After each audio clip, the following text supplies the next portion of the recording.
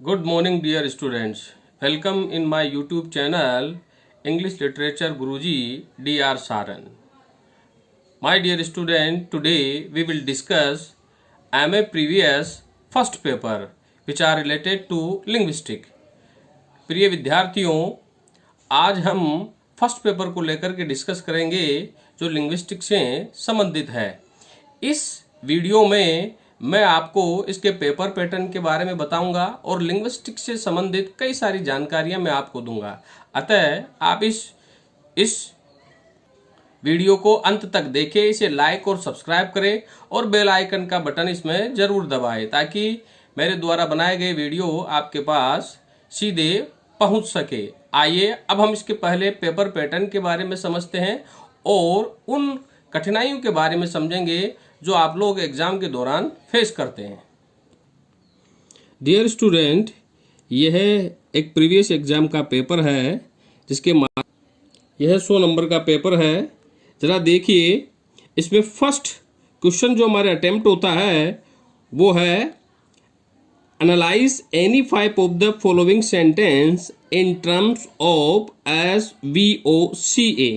Dear student, इसमें आपको 8 sentence दिए होंगे, इनमें से कोई से भी आपको 5 सेंटेंस बनाने हैं जिसमें आपको SVOCA इसमें मार्क करना है। ये कैसे मार्क किया जाता है ये हम कभी कुछ देर बाद इसमें मैं आपको बताऊंगा। बी ऑप्शन है join any 5 pairs of sentence using A coordinating conjunction. इसमें भी आपके 7 सेंटेंस है जिसमें से आपको 5 सेंटेंस करने हैं।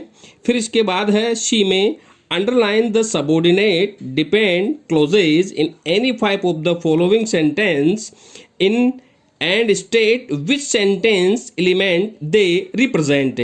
इसमें भी आपके 7 सेंटेंस दिए हुए हैं जिसमें से आपको कोई से भी 5 सेंटेंस सोल्व आउट करने हैं। Point out the notion concept expressed in any 5 of the following sentence. इसमें 7 सेंटेंस है जिसमें से आपको 5 करने हैं। ये मॉडल से संबंधित होता है।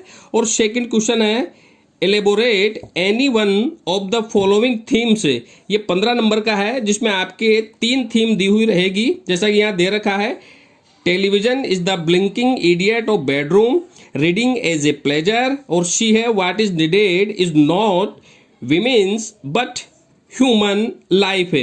ये 3 थीम है, इनमें से कोई सी भी आप एक थीम कर सकते हैं। डियर स्टूडेंट, थीम का मतलब विषय वस्तु, यानी कि आपको इसका डिस्क्रिप्शन लिखना है। इसे एक ऐसे की तरह पॉइंटों में नहीं लिखना है, इसे एक पैराग्राफ की तरह कम से कम 125 से 150 वर्ड में आपको इसको कंप्लीट करना है। ये 15 नंबर का मार्क एग्रीगेट करता है। क्वेश्चन नंबर 3 है attempt any 2 of the following. अब यहाँ पे आपके 3 क्वेश्चन दिए रहेंगे, ए, बी और सी जैसा यहाँ दे रखा है। इनमें से आपको 2 कोई से भी करने होते हैं।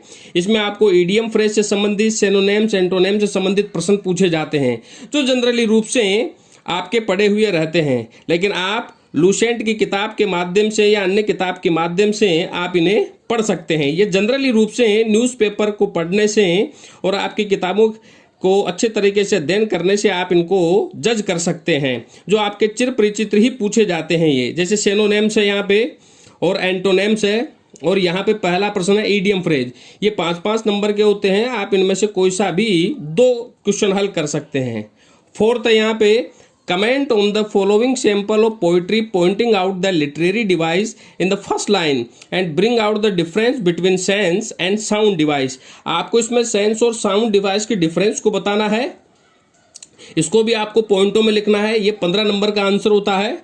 फिर 5वां प्रश्न है जो पैसेज से संबंधित होता है, जैसे कि आपके यहाँ दिया हुआ है read the following passage and under the question that follows. ये 20 नंबर का होता है। ये पूरा पैराग्राफ दिया हुआ रहता है और फिर इसमें से आपको प्रश्न पूछे जाते हैं, जैसा कि यहाँ पर पहला प्रश्न है what according to the author is happiness. इसके बाद 2nd, 3rd और 4th क्वेश्चन। 6ठा प्रश्न आता है इसमें transcribe the following words as per IPA। ये 5 नंबर का होता है, जैसे कि इसमें कुड मॉडल दिए, सम दिया हुआ है जो डेटरमिनर्स है वो एक एक्जाइलरी वर्ब है, मस्ट मॉडल दी हुई है। इनमें से आपको IPA इसका बताना है।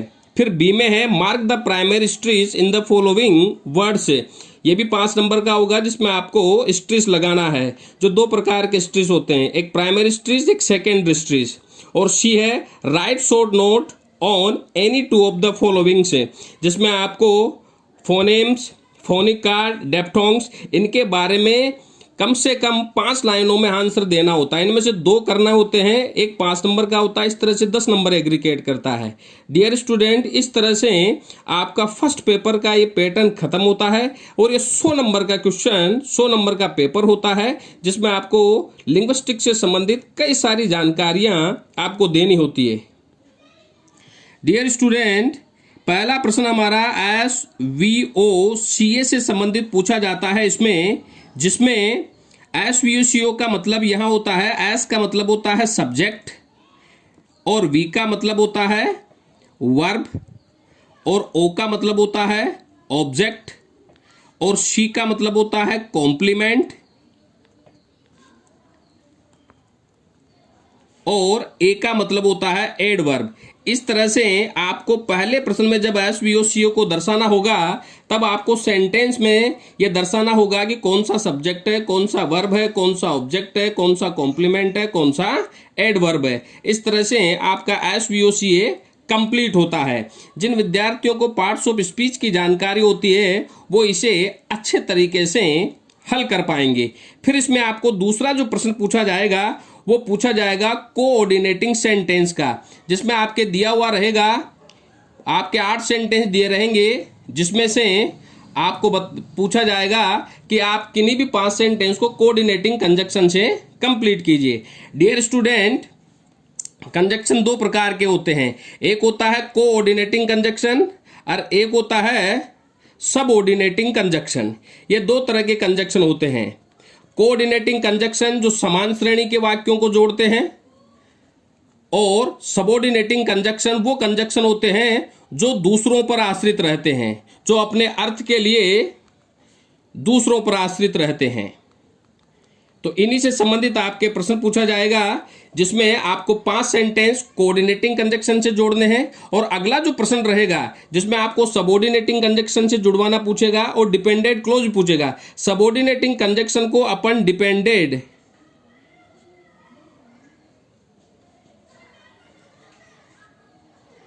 डिपेंडेंट क्लोज भी कहते हैं। इस तरह से आपके 2 प्रश्न कोऑर्डिनेटिंग कंजक्शन और सबऑर्डिनेटिंग कंजक्शन से रिलेटेड पूछे जाएंगे। फिर इसके बाद जैसा कि आपको बताया, चौथा प्रश्न जो रहेगा आपके नोशन से संबंधित प्रश्न पूछा जाएगा। इसमें आपको मॉडल्स की बहुत अच्छी जानकारी होनी चाहिए। आपको इसमें कंसेप्ट भी बताना होता है, नोशन भी बताना होता है कि यहाँ पर जो मॉडल्स दी गई है, उस मॉडल का एक्सप्रेशन क्या है, यह आपको कंसेप्ट में लिखना है, और नोशन में आपको उसका आइडिया लिखना है कि मॉडल और उसका यूज कैसे होता है, ये आपको नोशन में लिखना है। तो यहां पर मॉडल की आपको बहुत अच्छी जानकारी होनी चाहिए, जिसमें आपको केन मॉडल से संबंधित, कुड से संबंधित, सेल से संबंधित, शुड मॉडल से संबंधित, विल से संबंधित, वुड से संबंधित, मस्ट, यूज टू, नीड, मे और माइट से संबंधित मॉडल से प्रश्न पूछे जा सकते हैं। ये 8 सेंटेंस दिए हुए रहेंगे, जिसमें से आपको 5 हल करने होंगे। इस तरह से आपका पहला प्रश्न कंप्लीट होगा, जो 4 भागों में डिवाइडेड रहेगा। आप दोबारा देख लीजिएगा। पहला प्रश्न कंप्लीट होगा, जिसमें SVOCA से रिलेटेड प्रश्न रहेगा हमारा, दूसरा कोऑर्डिनेटिंग कंजक्शन में, तीसरा सबऑर्डिनेटिंग, और चौथा कंसेप्ट और नोशन से रिलेटेड प्रश्न पूछा जाएगा। इस तरह से आपको इन्हें सोल्व आउट करना होगा। फिर इसके बाद क्वेश्चन नंबर जो 2 रहेगा, उसमें आपको थीम से रिलेटेड क्वेश्चन पूछा जाता है। डियर स्टूडेंट, थीम का मतलब होता है विषय वस्तु। आप कम से कम इसे 125 से 150 वर्ड में आप इसे कंप्लीट करिएगा। ये 15 नंबर का प्रश्न होता है। थीम का मतलब होता है कि जैसे संक्षेपण और पल्लवन होता है, पल्लवन में हम बड़ा चढ़ा के लिखते हैं, संक्षेपण में संक्षिप्त में लिखते हैं। थीम का मतलब होता है किसी भी एक सेंटेंस के मीन को बड़ा चढ़ा करके लिखना, उसके पूरे अनुभागों का वर्णन करना। तो यहाँ पर आप थीम जब लिखें, तब आपकी सेंटेंस मेकिंग बहुत शुद्ध होनी चाहिए और सेंटेंस एक दूसरे से रिलेटेड होने चाहिए। कम से कम 125 से 150 वर्ड को कंप्लीट करते हुए आप इसका आंसर दें।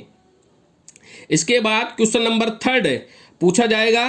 क्वेश्चन नंबर 3 में आपको ग्रामर से रिलेटेड क्वेश्चन पूछे जाते हैं। ये आपकी एक बेसिक जानकारी के लिए पूछे जाते हैं, जिसमें इसमें आपको सिनोनिम्स का प्रश्न पूछा जाएगा, समानार्थी शब्द, पर्यायवाची जिसे कहते हैं, एंटोनिम्स, विलोम शब्द और idiom phrases. Dear student, synonyms और एंटोनिम्स को आप रट नहीं सकते हैं, लेकिन ईडियम फ्रेज में आप एक आइडिया के माध्यम से उसका अर्थ बिठाते हुए पता लगा सकते हैं। इस तरह से ये आपके 3 सेक्शन पूछे जाएंगे इसमें, जिसमें से आपको कोई से भी 2 हल करने हैं। एक 5 नंबर का रहेगा। इस तरह से 10 नंबर आपके ये एग्रीगेट करता है। इसके बाद अगला जो प्रश्न रहता है वो पोएम की क्रिटिकल एप्रिसिएशन से संबंधित क्वेश्चन पूछा जाता है, जिसमें ये अनसीन पोएम होती है। जब आप इस पोएम को डिस्क्राइब करें तब आप यहाँ पर पोएम का टाइटल का नाम लिखें, यहाँ पे उसके पोइट का नाम जरूर लिखें, फिर यहाँ पर पोएम की थीम लिखें, पोएम का प्लॉट लिखें, और इसके बाद आप यहाँ पर उसकी म्यूजिक के बारे में जानकारी दें, उसकी राइम के बारे में जानकारी दें, फिर उससे related sound, figure of speech, और अंत में इसके बारे में ब्यूटी और इमेजनरी आदि चीजों की आप इसमें जानकारी दें। इस तरह से आप इसे दी गई अनसीन पोइट्री को आप point two point solve out करने की कोशिश करें। डियर स्टूडेंट, एमए प्रीवियस के फर्स्ट पेपर में आपको लिंग्विस्टिक्स से संबंधित ही प्रश्न पूछे जाते हैं, और इसमें ग्रामर के फोनेट्स होते हैं। इसमें एक लास्ट में क्वेश्चन पूछा जाता है, राइट ए शॉर्ट नोट। इस शॉर्ट नोट में आपको मॉर्फोलॉजी के बारे में पूछा जा सकता है, प्राइमरी स्ट्रीज, सेकेंडरी स्ट्रीज, डेप्थंग्स आदि के बारे में पूछा जाता है। शॉर्ट नोट का जब आप आंसर दें, इसमें आपको किसी 2 के बारे में ही पूछा जाएगा। जब आप इसका आंसर दें तो कम से कम आप इसे 5 से 6 लाइनों में इसको डिस्क्राइब करें, जरूर करें। इस तरह से आपका फर्स्ट पेपर पूरी तरह से कंप्लीट होता है। लॉकडाउन की वजह से मैं आपको पूरी तरह से इसकी जानकारी बोर्ड पर नहीं दे सका। जैसे ही लॉकडाउन खत्म होगा, फिर हम इसकी विस्तृत जानकारी बोर्ड के माध्यम से मैं आपको इसके बारे में और समझाऊंगा। इस तरह से मेरे बताए हुए तरीके से आप इस पेपर को सोल्व आउट करने की कोशिश करें। Thank you very much.